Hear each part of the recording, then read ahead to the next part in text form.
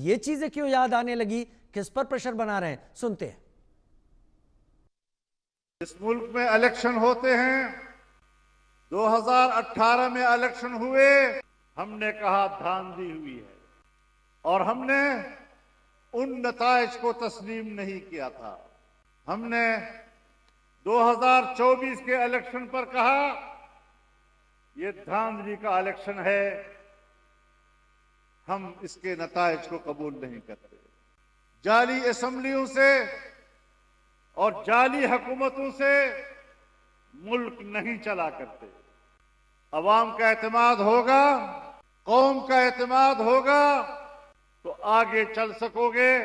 और जमीयत उलमाए इस्लाम ने न पहले ऐसी हुकूमतों को चलने दिया और आज की हुकूमत को चलने देगी। मुल्क चलेगा, आईन चलेगा, कानून चलेगा, अवाम चलेंगे, अवाम का एतमाद चलेगा। अवाम के एतमाद के बगैर हम इस मुल्क में कोई हुक्मरानी तस्लीम करने को तैयार नहीं। डॉक्टर अमजद अयूब मिर्जा, सुना आपने मौलाना डीजल मौलाना फजलुर रहमान को बड़े तेजी के साथ और जज्बे के साथ बोल रहे थे जाली असेंबली और जाली हुकूमत से मुल्क नहीं चला करते। शहबाज जाली हैं या फिर मुनीर जाली हैं? अब यही मैं समझना चाहता हूं कि मौलाना फजलुर रहमान स्क्रिप्टेड किसी डिक्टेटेड स्क्रिप्ट को इस वक्त बोल रहे हैं या वो वही बोल रहे हैं जो उनके दिमाग में है। देखिए जी, ये तो साला पूरा मुल्क ही जाली है, पाकिस्तान कौन सा असली है? ये तो खुद एक जाली रियासत है जो अंग्रेजों ने बनाई है, तो लेट्स नॉट गो देयर। ये सब जाली है। मैं बड़ा इम्प्रेस हुआ हूँ पातिक जी के एनालिसिस से। पातिक जी ने एक बड़ी इंपॉर्टेंट बात की है और वो मेरा ख्याल है बीच में निकल गई। वो ये उन्होंने कहा है कि ये भी हो सकता है कि चूंकि इस्लामाबाद में सिक्योरिटी बढ़ानी है, क्योंकि बलोच प्रोटेस्ट कर रहे हैं, पश्तून फ्रीडम फाइटर्स प्रोटेस्ट कर रहे हैं, अभी POJK के जो गवर्नमेंट सर्वेंट्स हैं उन्होंने अनाउंस किया कि हम इस्लामाबाद जाके प्रोटेस्ट करेंगे। तो इससे ये धमकी दिलवा के तो वो ख़तरा पैदा दिखा रहे, एक जाली ख़तरा कि जी यहाँ पे सिक्योरिटी का बड़ा इशू है, मौलाना फजल रहमान ने धमकी दे दिया, लिहाजा यहाँ पे हमने सेक्शन 144 लगा दिया। ये बड़ी एक इम्पॉर्टेंट चाल हो सकती है। दूसरा उन्होंने जो पातिक जी ने बात की कि ये भी मुमकिन है कि ये आर्मी के अंदर जो एंटी आसिम मुनीर फैक्शन है उन्होंने इसको प्रॉप अप किया हो कि ज़रा 4 गालियां इसको दे दो हमारी तरफ से, हमारा कलेजा भी ठंडा हो। लेकिन देखें पाकिस्तान इस वक्त, पातिक जी ने बड़ी इंपॉर्टेंट बात की कि उन्होंने मिसाल दी है ना कि ये हमला होता है, प्रमोशन हो गई ये, और फिर उन्होंने कहा कि उस वक्त तक सब चलेगा जब तक आप इंडिया, एक और हमारे जो स्पीकर थे उन्होंने कहा कि जी अगर आप एंटी अमेरिका हैं या आप अमेरिका को सपोर्ट करते हैं तो ठीक है, जब तक कि आप एंटी इंडिया हैं। मैं आपको ये बता रहा हूँ कि मुझे जो लग रहा है जिस स्पीड से पाकिस्तान अपने लॉन्च पैड तैयार कर रहा है, जो रिपेयर्स हो रही हैं ऑपरेशन सिंदूर में, जो इनकी बिल्डिंग्स वगैरह या जो इनके लॉन्च पैड डिस्ट्रॉय हुए थे, मुझे ये लग रहा है कि ये एक इंडिया के ऊपर एक और हमले की तैयारी हो रही है। अब वो हमला कहाँ से होता है, कैसे होता है, can't be sure about that, लेकिन ये सारी मुझे जंगी तैयारी लग रही है, ये जंग की तैयारी लग रही है मुझे। और ये अमेरिका यात्रा में भी मैं समझता हूँ ईरान तो जेर बहस आया होगा, लेकिन साथ ये बात भी जेर बहस आई होगी क्योंकि अमेरिका बलूचिस्तान में आना चाहता है और इसने वहाँ कहा है कि हमारे पास $1 ट्रिलियन के जो है वो नेचुरल रिजर्व्स हैं, गोल्ड के, मिनरल्स, कॉपर के। तो उसने कहा जी 15 से 20 अरब डॉलर आप कमा सकते हैं अगर आप आ जाएं, हम भी खाएंगे आप भी खाएं। तो ये अब कोई ना कोई बहाना चाहिए इस रीजन में अमेरिकन इन्वॉल्वमेंट के लिए। और बार बार ट्रम्प का ये कहना कि जी मैं कश्मीर के मसले पे मीडिएट करने के लिए तैयार हूँ। भाई तू मामा लगता है तू करने के लिए तैयार है, हमें किसी की मीडिएशन नहीं चाहिए, सब बायलैटरल इशू। जब पाकिस्तान अपने माथा दिमाग ठिकाने पे आएगा, टेबल पे आएगा, बात करे हमारे साथ, हमें किसी और मीडिएटर की जरूरत नहीं है। मतलब ना ही हम कहते हैं कि हमें पढ़े। तो इस वक्त एक जाली रियासत की जाली डेमोक्रेसी, इसके मजहबी लीडर भी जाली, इसका इस्लाम भी जाली, इसकी फौज भी जाली। जी लेकिन मौलाना मुनीर या जो भी उनको कहें, अभी तो फील्ड मार्शल हैं, वो जब नेवी डे पर पासिंग आउट परेड में तकरीर करते हैं तो वो कुछ आयत भी पढ़ देते हैं, बहुत कुछ करते हैं।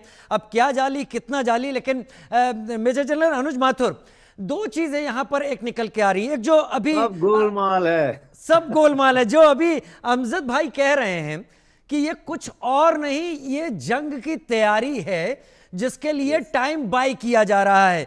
एक चीज तो मैं इस पर लाऊंगा, उन्होंने पथिकृत पाइन भाई की बात को कोट किया कि इस्लामाबाद में सिक्योरिटी बढ़ानी है तो शायद फजलुर से स्टेटमेंट दिलवा दिया हो। लेकिन मैं पूछना चाहता हूं आपसे ये भी इसके साथ, अभी मुनीर मिलने गए हाफिज के पास, जब फजलुर ने कल ये बात कही है तब मुलाकात हुई है, और उस मुलाकात के जो एक्सर्ट्स हैं, छोटी छोटी बातें वो निकल कर आई कि आपका स्ट्रक्चर फिर से हम रेडी कर देंगे। अगर रेडी कर देंगे, यही बात अमजद भाई कह रहे हैं, यही बात निकल के आ रही मुनीर की विजिट से, तो क्या एक और एक्ट ऑफ टेरर होगा? और अगर होगा तो वो एक्ट ऑफ वॉर भारत की तरफ से कितना बड़ा समझा जाएगा? और राजीव देखिए, मैं आपको एक दो बातें बिल्कुल क्लियर कर देता हूं। ये बात मैं बहुत समय से कहता आ रहा हूं, और वो बात ये बिल्कुल साफ है कि आज की परिस्थिति में असीम मुनीर पर सबसे बड़ा प्रेशर हाफिज सईद और मौलाना मसूद अजहर का है। मसूद अजहर का पूरा परिवार इसमें मारा गया है। वो जब तक आप उसको कुछ करोगे नहीं, तब तक वो शांत बैठने वाला नहीं है। यही वजह थी कि उसका पैसा आने से पहले उन्होंने 14 करोड़ रुपए दिए उनको, 1-1 करोड़ रुपए प्रति फैमिली मेंबर जो मरा है, और उसके 1 करोड़ रुपए उन्होंने सेट असाइड किए थे इसके मरकज को बहावलपुर में दोबारा बनाने के लिए। देखिए, ये बिल्कुल साफ है, पूरा दबाव उनका उनके ऊपर है, और वो वही करेंगे, उनको करना पड़ेगा, करेंगे नहीं, करना पड़ेगा। ये मेरा कह रहा हूं मैं कि जो हाफिज सईद चाहते हैं या मसूद अजहर चाहते हैं, क्योंकि उनका सबसे बड़ा यही है कि हमारे 100 आदमी आपने मरवा दिए, उसका आपने क्या बदला लिया? आप बदला लेने के लिए गए, उसमें अपने भी 11 हवाई अड्डे मरवा लिए, और सारे के सारे एडी खत्म करवा दिया, और पता नहीं क्या क्या नुकसान उठा लिया। तो वो दबाव उनके ऊपर है, और मैं भी इस बात को काफी हद तक राजीव मानता हूं कि इनको कुछ ना कुछ भारत के खिलाफ करना पड़ेगा। इतना नुकसान उठाया, इतने हवाई अड्डे मारे गए, इतने टेररिस्ट मारे गए, पानी बंद, ट्रेड बंद, शिपमेंट बंद, सब कुछ बंद, तो चौतरफा मार लगी है हर जगह पर। उसके बाद अब जाकर के इन्होंने एससीओ में तो घोटाला करके स्टेटमेंट बना लिया, कोर्ट से स्टेटमेंट और आ गया है बिल्कुल क्लियर कि पहलगाम के लिए उन्होंने कहा है कि इस प्रकार की चीज बिल्कुल तो तमाचा है पाकिस्तान के मुंह पर। तो मेरा ये मानना है कि जिस प्रकार से इंटरनेशनल फोरम में हमारे जो ओपिनियन है, पोजीशन है, उसको सुदृढ़ता मिल रही है, और जिस प्रकार से लगातार वहां पर दबाव बनता चला जा रहा है, वो उनके पास कोई चारा नहीं है। अगर मान लीजिए ये मौलाना डीजल का दबाव भी रियल है, सिंध से दबाव है, खैबर पख्तूनख्वा से दबाव है, बलोचिस्तान से दबाव है, तो जवाब क्या है उनके पास? भारत। उसके अलावा उनके पास कोई चारा नहीं है। तो ये मुझे लगता है कि ये तैयारी कर रहे हैं। ये जो पिछली बार जो उनकी स्पीच थी 17 अप्रैल वाली, उसके 5 दिन बाद वो हादसा हुआ। आज जो उन्होंने कल जो स्पीच दी है नेवल एकेडमी में, मैंने सुना 2 सेंटेंस में 11 बार अल्लाह अल्लाह बोला है उन्होंने। 2 सेंटेंस में 11 बार अल्लाह। तो ये जो तकरीर थी उनकी, वो मैं तकरीर कहूंगा, it was not a general like speech. Generals don't speak like that. ये बिल्कुल एक मौलाना, एक रिलीजियस टीचर की तरीके से उन्होंने वहां बातचीत करी है, और पूरा का पूरा उन्होंने एंटी इंडिया रेटोरिक, बहुत श्रिल एंटी इंडिया रेटोरिक वहां पर बनाया है। उसकी वजह यही है कि अगर आपको जो